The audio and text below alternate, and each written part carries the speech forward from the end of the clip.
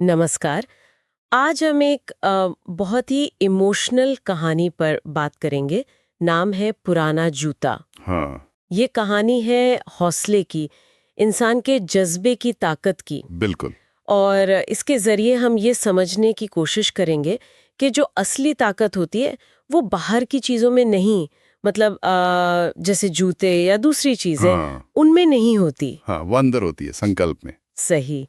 तो कहानी का जो सेंट्रल कैरेक्टर है राजू, वो कोई 12 साल का बच्चा है, गरीब है और स्कूल नंगे पैर जाता है। जूते नहीं है उसके पास। हाँ, कहानी में एक टर्निंग पॉइंट आता है जब स्कूल में स्पोर्ट्स डे होता है। अच्छा। राजू भी दौड़ना चाहता है, रेस में हिस्सा लेना चाहता है, पर टीचर थोड़ा झिझकते हैं। वो पूछते हैं, बेटे जूते तो है नहीं, दौड़ पाओगे? ये सवाल ही अपने आप में बहुत कुछ कहता है। बिल्कुल।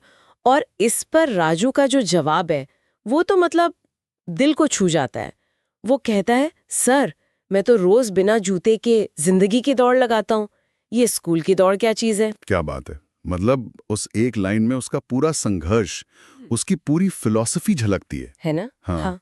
ये सिर्फ एक बच्चे का जवाब नहीं है, ये उसके रोजमर्रा के संघर्ष से निकली हुई एक समझ है, एक नजरिया है। सही कहा। फिर रेस शुरू होती है और हम देखते हैं कि कुछ बच्चे जिनके पास शायद महंगे स्पोर्ट्स शूज हैं, वो फिसलते भी हैं। हाँ, ऐसा होता है अक्सर। लेकिन राजू, वो नंगे पैर पूरी जान लगाकर दौड़ता है। ऐसा लगता है जैसे वो हर दर्द को, हर मुश्किल को पीछे छोड़ता जा रहा है और वो जीत जाता है। कमाल है। देखिए ये सीन कितना पावरफुल है। ये दिखाता है कि बाहरी संसाधन मतलब जैसे जूते और अंदर की जो इच्छा शक्ति है, जो हौसला है, हाँ, उसमें कितना फर्क है। राजू की जीत ये साफ कर देती है कि असल चीज तो वो अंदर का जज्बा है, महंगे जूते नहीं। बिल्कुल। वो शायद नंगे पैर दौड़ने का इतना आदी था कि मैदान पर उसे दिक्कत ही नहीं हुई। हो सकता है एक तरह से उसकी रोज की मुश्किल ही उसकी ताकत बन गई उस दिन। फिर आता है प्राइज डिस्ट्रीब्यूशन। राजू को स्टेज पर बुलाया जाता है, लेकिन तभी कुछ बच्चे शायद उसका मजाक उड़ाते हैं। गरीबी का मजाक। हाँ, उस वक्त राजू ट्रॉफी हाथ में लेता है और कहता है, मैं गरीब जरूर हूं, लेकिन मेरी माँ ने मुझे कभी हारना नहीं सिखाया। जूते नहीं है मेरे पास, पर हौसला है। ओह।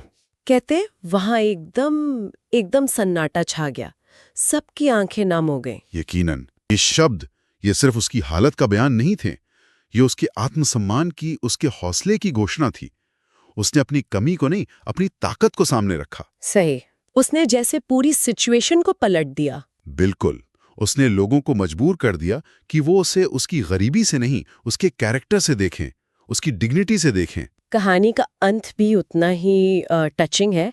अगले दिन स्कूल में कुछ बच्चे मिलकर राजू के लिए नए जूते लाते हैं। अच्छा, हाँ, ये अच्छी बात है। हाँ, एक खूबसूरत जेस्चर। लेकिन राजू का जवाब फिर से सोचने पर मजबूर करता है।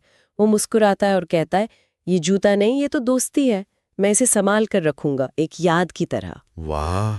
फिर वही बात, उसके लिए वो जूते, उस सामान से ज्यादा वो भावना, वो कनेक्शन मायने रखता है। हाँ, वो चीज की कीमत नहीं देख रहा, उसके पीछे के इरादे की, उस दोस्ती की कीमत देख रहा है। ये दिखाता है कि इंसान की असली कीमत उसके जूतों से नहीं, उसके जज्बे से, उसके रिश्तों से तय होती है। तो इस पूरी कहानी से जो एक मुख्य सबक, जो टेक अवे मिलता है, वो यही है कि हौसला जो है वो किसी भी मुश्किल से, किसी भी कमी से बहुत बड़ा होता है। बिल्कुल। और असली वैल्यू बाहरी चीजों में नहीं, बल्कि हमारे अंदर के गुणों में है, हमारे जज्बे में है। सही कहा।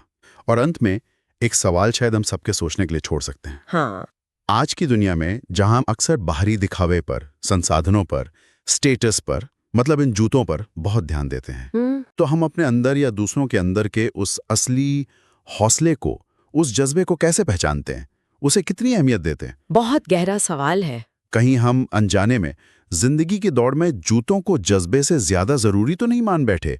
इस पर सोचना चाहिए।